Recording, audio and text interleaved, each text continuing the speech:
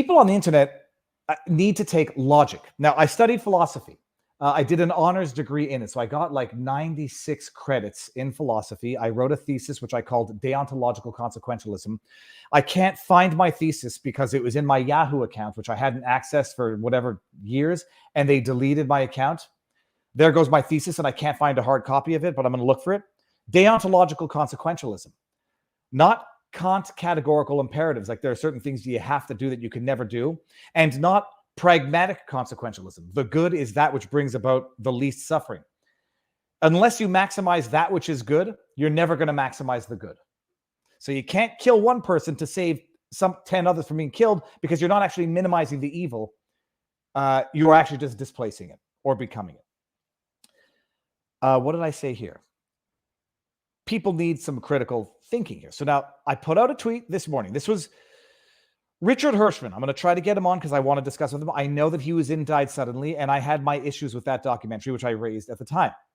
I happen to also have listened to Embalmers giving expert testimony during the National Citizens Inquiry, and they were talking about testifying to the very same thing that Richard Hershman has been talking about for a while.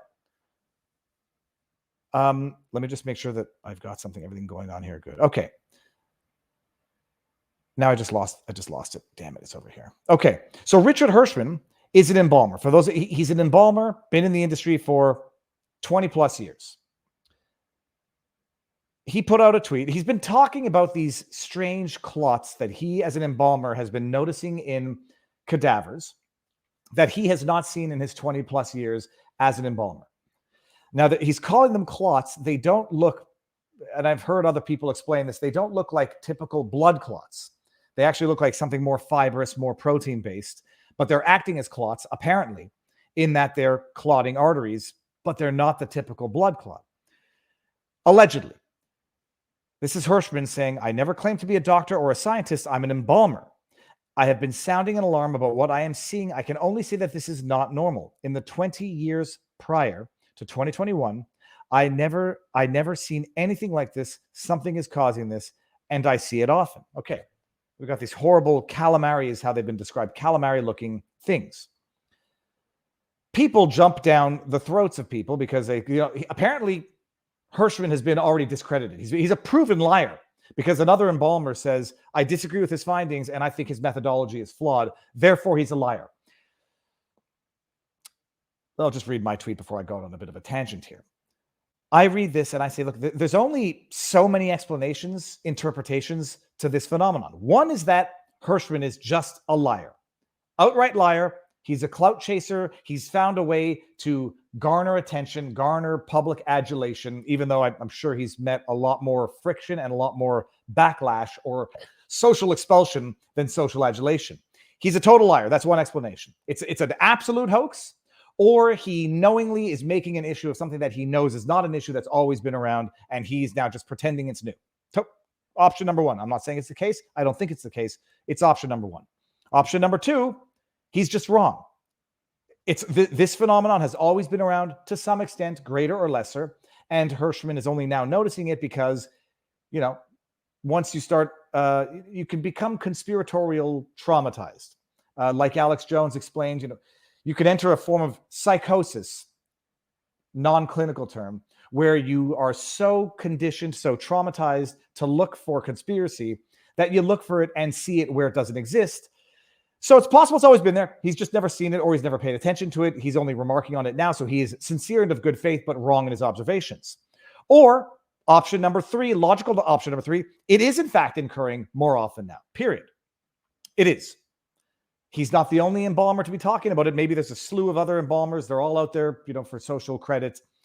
They're all looking for celebrity stardom. And so they're all just lying, or they're just noticing things that were never noticed before. Or it is, in fact, occurring more often, but there's a reason for it. One might be COVID itself causes this. Again, we have to understand what the clot is. If it's not a blood clot, but a protein buildup or whatever, that might explain different things. But when you get a COVID infection, spike proteins build up in your body. They occur in your body. So maybe it's a result of COVID. Number two, maybe it's the result of the jab. That's what some people think. Maybe it's A and B. I should have put 3C would have been 3A and B. Maybe it's 3C. Maybe it's just the indirect result of years of stress, sedentary lifestyle, being what's the word? Induced into eating burgers and getting beer so you can go get a jab. Solitary confinement, sedentary lifestyle, 3 years of fear porn induced stress. Maybe it's that. Maybe it's something total. Maybe it's something atmospheric, totally coincidental, whatever. All right. I'm not in incognito, so I've got to make sure not to check my DMs so I don't disclose my sources accidentally. So that's what Richard puts out. And then people start sending me articles. Richard, I guess you didn't know that Richard was already, item 1 was already proven. Richard's a liar. And they send me other people's analyses of Richard's opinion that they disagree with him. They say, I think he's wrong, and I think his methodology is flawed. And what's amazing, people don't understand the difference between being wrong and being a liar. One is entitled to be wrong without being called a liar because we have all been wrong in our lives. And the fact that someone might disagree with his methodology does not make him a liar unless he knowingly misrepresented what he knew was not the case when he represented it. You can be wrong without being a liar, and you can also sometimes be a liar without being wrong. And okay, so I'm going to bring this up because this was one of the articles that disproved everything. It was definitive evidence that Richard Hershman is a liar. Look at this. This is one article here. Science-based medicine. I'm not going to go argue authorities. Oh, look at this. I don't know. I've never heard of science-based medicine. What is this? I've never heard of. Who's the author? Benjamin Schmidt. I've never heard of this guy. He's a weak. Let's hear what he has to say. And by the way, it is going to reiterate one of my problems with Died Suddenly. Everybody says, Viva, you're being too critical. You're controlled opposition because you're criticizing Died Suddenly. Yeah, because when you include clips of people dying suddenly that predate COVID, it allows everybody to write off what would otherwise be legitimate points of concern in the movie. And so the hyperbolic, very dramatic way in which these clots were presented in the movie might have been done in a way that would allow people to discredit the movie itself and the message itself because of that, despite the fact that there might be some truth or at least some investigation required. A clot too far. An embalmer dissects anti-vax misinformation about blood clots in Died Suddenly. The conspiracy theorist Stu Peters released an anti-vax pseudo-documentary, Died Suddenly. You all know I have my issues with Stu Peters because he was wrong on Pat King in the information put out about Pat King, who purportedly discovered how to end the COVID restrictions. I believe he was wrong about the snake venom stuff to the point where even the people who were on the same side were saying, back up, ease off the snake venom stuff and stick with the stuff that's actually true. And then, some issues with Died Suddenly. Key to its narrative are embalmers claiming that they are seeing more clots in bodies they are embalming than ever before. SBM has recruited Benjamin Schmidt, an experienced embalmer, to dissect their claims. Okay. How long do we go through this here? Some of this is legitimate. The criticism is that it's hyper dramatized, and also that some of it is totally normal. Here we go. Okay, so let's see. We're going on in the prep room. For those of you who haven't seen the movie, this is a scene in the movie. After being told none of the footage has been altered, we are immediately treated to a scene of a dimly lit and possibly foggy embalming room, where Mr. Hershman is portrayed as headed to a final showdown with a deceased person waiting for him on a table.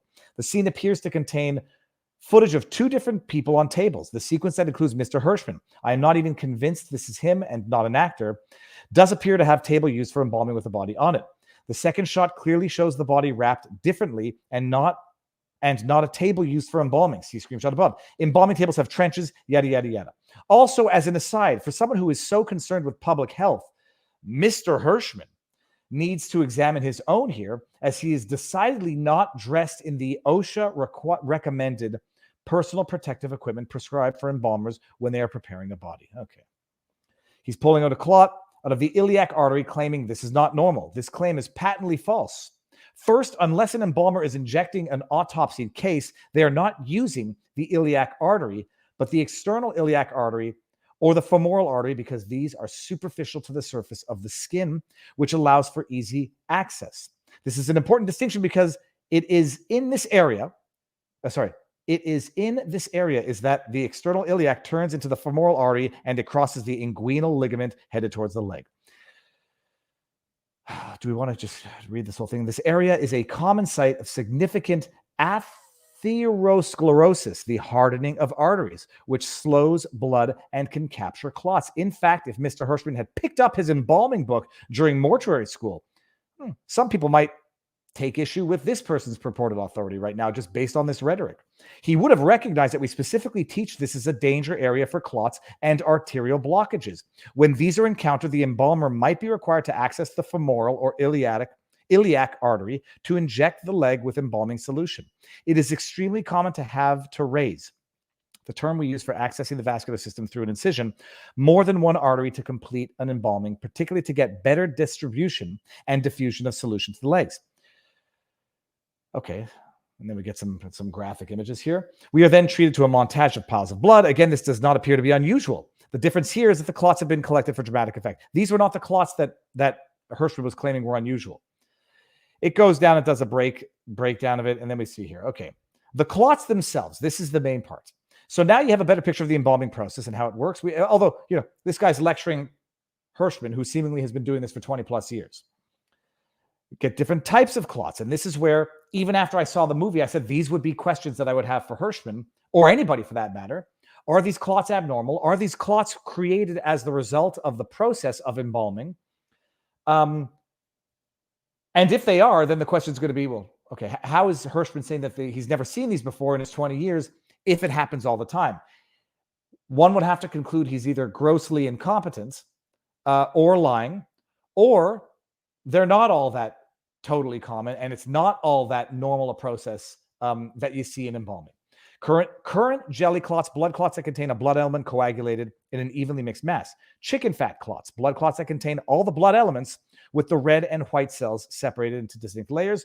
White fibrin clots, blood clots that lack red blood cells, often found in the right atrium of the heart. Sludge, coagulated blood. Oh, let's see here. How do we have to go? And this is it was a long article.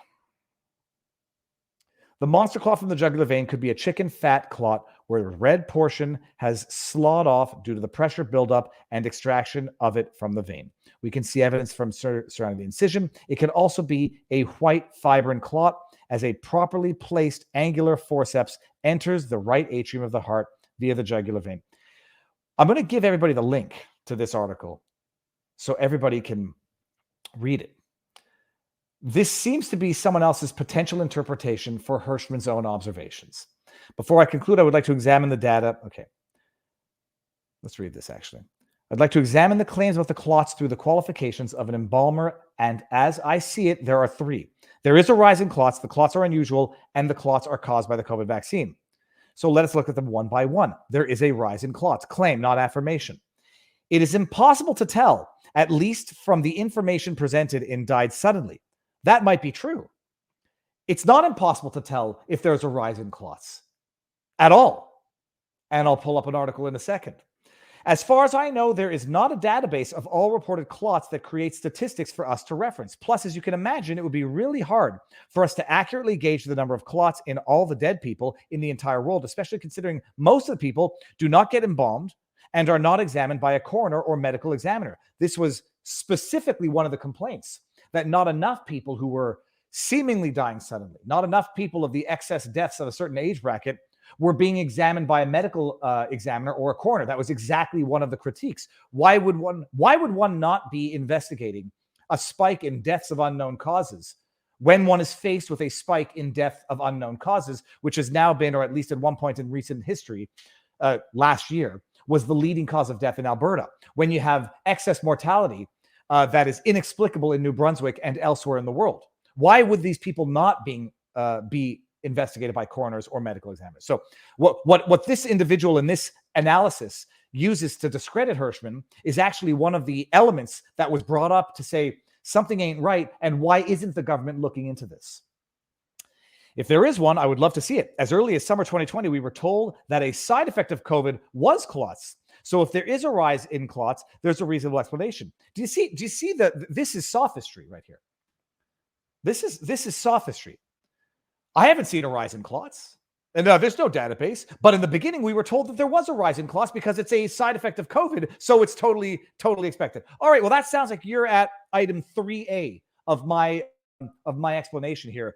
The person who purportedly disproves Hershman's observations. There's no rise in clots. I presume there'd be a database if there is, and I don't see one, so I don't know. But they told us in early 2020 that clots would be a side effect of COVID, so it would be normal that there would be an increase in clots. So that's the explanation.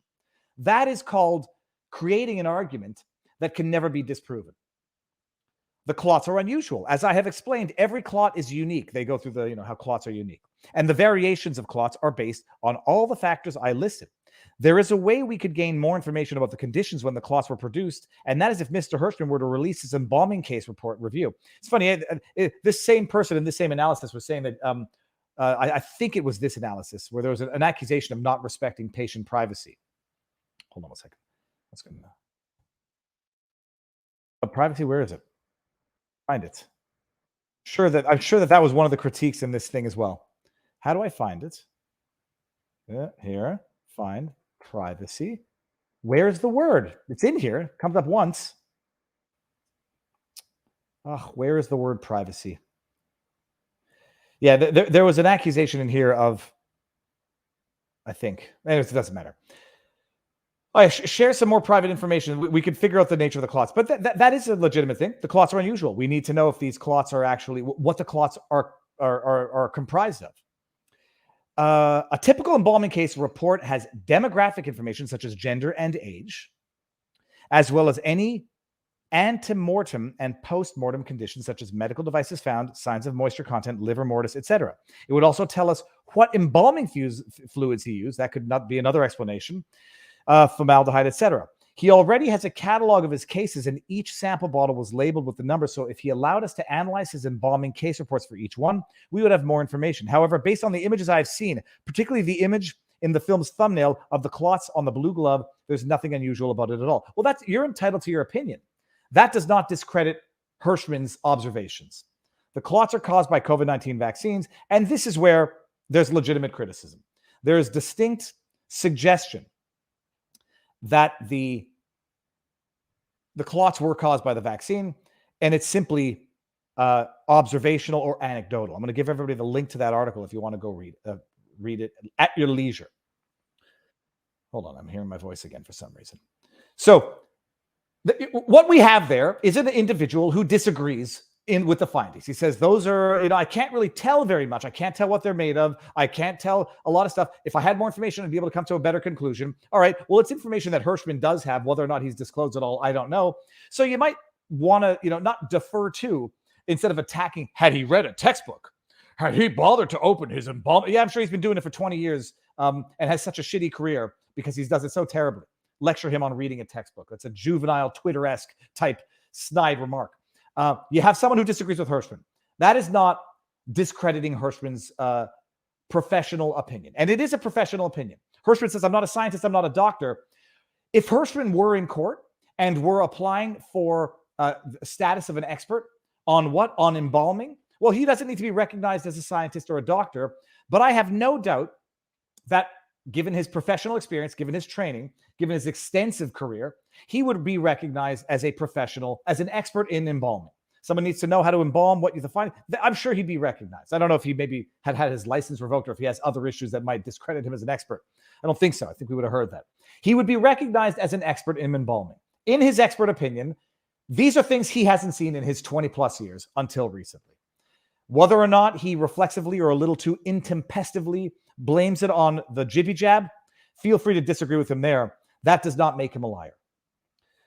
If only there was some database, if there was only something that would have tell us if there's been an increase in clots. I mean, if only. So now I'm not going to Hershman. I'm going to yalemedicine.org. Yale Medicine 1877 Yale Meds. The link between Johnson & Johnson's COVID vaccine and blood clots. What you need to know. This is new, by the way, guys. This is May 17, 2023. The new data prompts the CDC to update their advice. Oh, so it seems like there is a place where you can get this information. It seems like, all right, Hershman's a quack and a hack, and we're gonna ignore him. Are we gonna rely on Yale Medicine? Oh, but Viva, now you're being a hypocrite, Viva. You call them fake news, but then you rely on them when it's convenient. I'm gonna play the game that you're playing. Hershman is a hack and a quack to be disregarded. Well, Yale Medicine must be. Let's see here. Originally published April 21, 2021. Updated May 2023. Note, the Johnson & Johnson COVID-19 vaccine is no longer available in the US in May 2023. Why not? Could it be because it was producing a noticeable, concerning, problematic amount of clots? Maybe. I think I remember when it got pulled in Quebec after the 46-year-old woman died of a clot after receiving the J&J. Existing doses of the Johnson & Johnson vaccine expired, and the Centers for Disease Control and Prevention director and the Centers for Disease Control and Prevention, CDC, directed providers to dispose of any that had gone unused. Why? Why would they do? Information in this article was accurate at the time of the original publication. Because information about COVID-19 changes rapidly, we encourage you to visit the websites, yada, yada, yada, CDC, WHO, who got it all, who got it wrong at any given point in time. Go ask them now. Concern has continued to grow over a small but growing number of rare, but growing number. A small but growing number of rare but serious blood clotting disorders associated with the Johnson & Johnson coronavirus vaccine. That's a jumbo shrimp. It's a flat mountain. It's an honest lawyer. Bada bing, bada boom. That joke never gets old. A small but growing number of cases of it's so rare but small and growing so that it's concerning. Okay, you keep using that word rare. I do not think it means what you think it means. In May, the FDA put new restrictions on who can get the Johnson & Johnson vaccine based on a fresh review of data on life-threatening blood clots that have been associated with the vaccine. This was 5 months after the CDC endorsed the decision to give a preferential recommendation to the Pfizer-BioNTech. Doesn't work, but at least it doesn't kill you. Bada bing, bada boom. That's hyperbole. The latest decision restricts access of the vaccine to adults 18 and over who specifically request it or who cannot have the other available vaccines for medical reasons. The clotting disorder is called thrombosis with thrombocytopenia syndrome, TTS, and it is rare.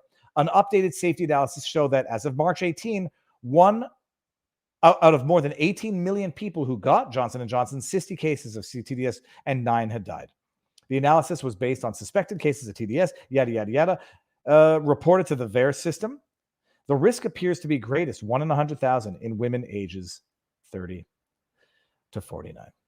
Okay, and this is it. So let's see. What's troubling about the reported clots. A blood clot is what it sounds like, a gel-like clump of blood. That doesn't look like what we saw with Hershman. Small blood clots form whenever you cut, yada, yada, yada. As mentioned above, when clotting condition associated with the Johnson & Johnson vaccine is called TTS, thrombosis occurs when blood clots block veins or arteries, and thrombocytopenia is a condition characterized by abnormally low platelet levels in the blood. We saw this before with the AstraZeneca vaccine. A small number of serious blood clots had also been reported in people who received the AstraZeneca vaccine, which is not authorized for use in the United States. It's amazing. Eh? All the stuff that they only learned that they had already given it the go-ahead, and then they learned there's a problem. They pulled it back. But the other ones are totally safe. Trust them.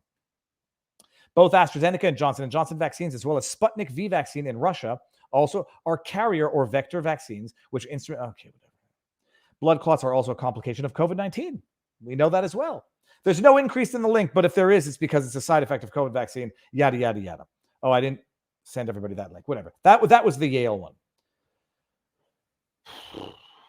There was one that came out of my alma mater. Oh, this was just another takedown of the documentary. There was something in the end of it that I found particularly interesting. Died suddenly can serve as a teachable moment for those of us who study the post-COVID-19 anti-vaccination movement to help us recognize its trait and see its progress. We witness motivated reasoning. We might be witnessing confession through projection right now, starting from the conclusion that the vaccines cannot be safe and looking for evidence that matches that conclusion. We see this is a died suddenly premiered on Rumble. What was the part that I thought was interesting in this? Those who care I have already read superficial denunciations of the movie by media outlets that do not address the core claims the movie makes. I get it. The escalation of anti-vaccine rhetoric into a mad fever pitch is so pronounced it can leave us speechless. We resort to dismissal, anger, and accusations of widespread idiocy. I worry that this sort of drive-by skepticism, quick, often smug, excusable though it may be, plays right into the hands of a movie like Died Suddenly. Its brave truth tellers are shown as people who care. They want to prevent deaths. They are tearing through the wall of passivity and the thicket of wickedness they see in order to save human lives, propped up by the shallow depth of field of the camera, the professional lighting, the unnerving music, and the storytelling power of a good edit. It makes for convincing fodder. Our casual dismissal of these propaganda pieces doesn't help, in my opinion. If we want to persuade people, the people caught in their wake, not the diehard believers who can hardly be swayed, but those who are scared yet still willing to listen to reason. Why? Because this person's right, and this science doesn't change, unlike what we just saw in that Yale article. We must fact check with empathy. How about you just fact check to begin with? Forget the empathy. We must show how easy it is to topple the scarecrows of anti-vaccine propaganda. We need patience, as hard as it is these days. Ugh. Oh, God, remind me to puke a little more.